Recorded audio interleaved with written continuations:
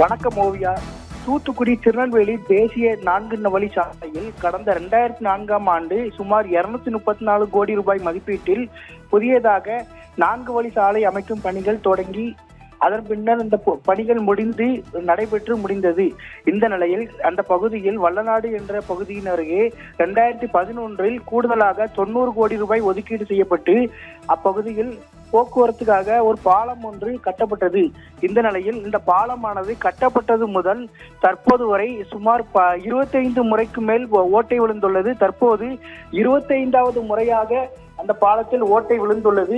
இந்த வாகனங்கள் அந்த சாலை வழியாக தான் தூத்துக்குடி துறைமுகம், விமான நிலையம் மற்றும் தொழிற்சாலைக்கு செல்லும் ஆயிரக்கணக்கான வாகனங்கள் இந்த பாலத்தை கடந்து செல்கிறது.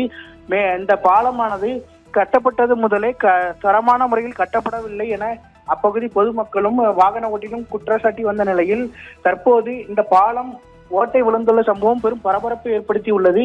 மேலும் இன்றைய தினம் அந்த பாலத்தின் அடிப்பகுதிக்குள் அந்த அதிகாரிகள் நேரடியாக சென்று கான்கிரீட் பூச்சுக்கள் மற்றும் பாலத்தின் பலம் குறித்து ஆய்வு உறுதித்தன்மை பரிசோதனை மேற்கொண்டு வருகின்றனர். மேலும் ஒரு பாலம் கட்டப்பட்டு சுமார் 15 வருடங்களுக்குள் 25 முறைக்கு மேல் ஓட்டை விழுந்த சம்பவம் தூத்துக்குடியில் பெரும் பரபரப்பு ஏற்படுத்தியது.